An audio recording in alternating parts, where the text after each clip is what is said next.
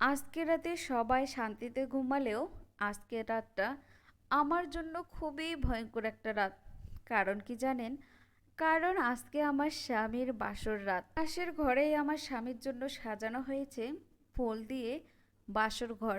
আমার সতীনের সাথে আমার স্বামীর আজকে বাসর রাত। কতই না আনন্দ খুশিতে আছে তারা, কিন্তু তার পাশেই একটা ঘরে আমার দু চোখ দিয়ে যেন অঝোরই পানি ঝরছে, বুকটা ফেটে যাচ্ছে। কি করব? করার তো কোনো উপায় নেই। আজ থেকে 5 বছর আগে আমার স্বামীর সাথে আমার বিয়ে হয়। দুজনেই দুজনকে ভালোবেসে পছন্দ করে বিয়ে করেছিলাম। কতই না সুখের সংসার ছিল আমাদের, কিন্তু একটা দুর্ঘটনা জীবন থেকে সবকিছু আমার কেড়ে নিল। এরপর শ্বশুর শাশুড়ি ননদ দেবর স্বামীকে নিয়ে ভালোই সংসার চলছিল আমার। মাঝে মাঝে তো মনে হতো আমি মনে হয় পৃথিবীর শ্রেষ্ঠ নারী, যে এত সুখে আছে। কি বলবো আপুরা, আমি নিজেকে খুবই ভাগ্যবতী মনে করতাম। যখন বিয়ের 1 বছর পার হলো তখন আমি প্রেগনেন্ট হলাম।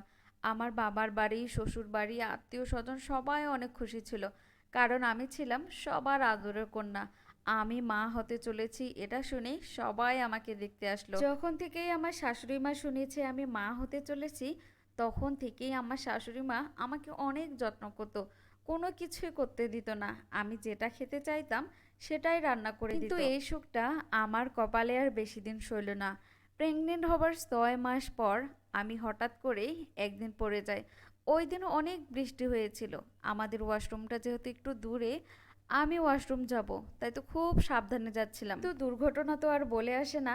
হঠাৎ করে আমি জোরে পড়ে যাই, আমার পেটে ব্যথা শুরু হয়। তাড়াতাড়ি করে আমাকে হাসপাতালে নিয়ে যায়। ওইখানে যাওয়ার পর ডাক্তার বলল পেটে থাকা বেবিটা নষ্ট হয়ে গেছে। সবাই অনেক কষ্ট পেল। আমি তো কান্না কোনোভাবেই থামাতে পারতেছিলাম না। আমার যেন বিশ্বাসই হচ্ছিল না কিভাবে সবাই আমাকে বোঝাতে লাগলো। আমিও সত্যিটা মেনে নিলাম। এর 1 বছর পর ভাবলাম যে আমি বেবি নেব, কিন্তু আমি আর কোনোভাবেই মা হতে পারতেছি না। কোনোভাবেই আমার কনসেপ্ট হচ্ছে না। অনেক ডাক্তারের কাছে গিয়েছি, যে যেখানে যেতে বলেছে সেখানেই গিয়েছি, কিন্তু কোনোভাবেই কোনো লাভ হচ্ছে না। অনেক ডাক্তারের কাছে গিয়েছি, তাই তো অনেক টাকা খরচ হয়ে গিয়েছে।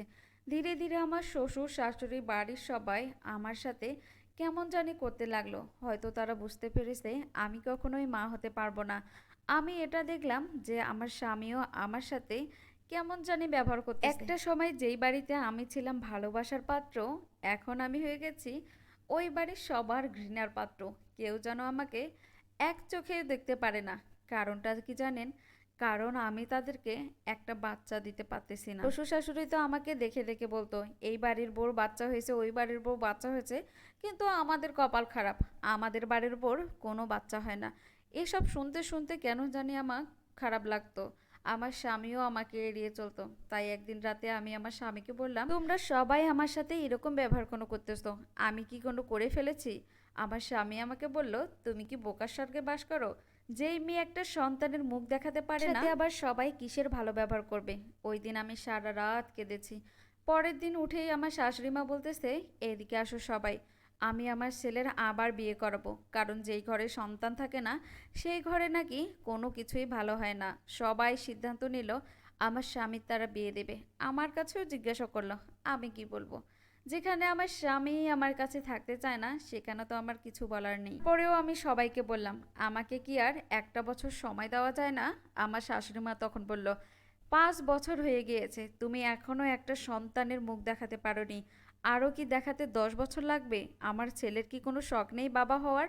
তখন আমি চুপ হয়ে গেলাম। বারবার শুধু আমার স্বামীর দিকে তাকাচ্ছিলাম। মনে হচ্ছিল সে হয়তো একবার বারণ করবে যে সে বিয়ে করবে না। যখন তার মা তাকে বলল কি রে তোর মতামত কি, সে বলল তোমরা যেটা ভালো মনে করো সেটাই। তখন যেন আমার পুরো আকাশটা মাথায় ভেঙে পড়লো। কি দেখতেছি কিছুই বুঝতেছি না। এদিকে আমার স্বামী আমাকে বলতেছে তুমি যদি থাকতে চাও এখানে থাকতে পারো। আমিও তো আমার স্বামীকে জীবনের থেকেও ভালোবাসি, কখনো যে তাকে না দেখে থাকবো এটা আমি ভাবতেও পারি না। তাই বললাম যে যতদিন আমার ইচ্ছে করে ততদিন থাকবো। খুব তাড়াতাড়ি তারা মেয়েও দেখে পড়লো। আজকে আমার স্বামীর বিয়ে হয়েছে, আর আজকে রাতে তাদের বাসর রাত, কিন্তু তার পাশের ঘরেই আমি শুয়ে আছি। আমার মতো এরকম রাত যেন কোনো মেয়ের জীবনে না আসে, কারণ এই কষ্ট সহ্য করা অনেক কঠিন।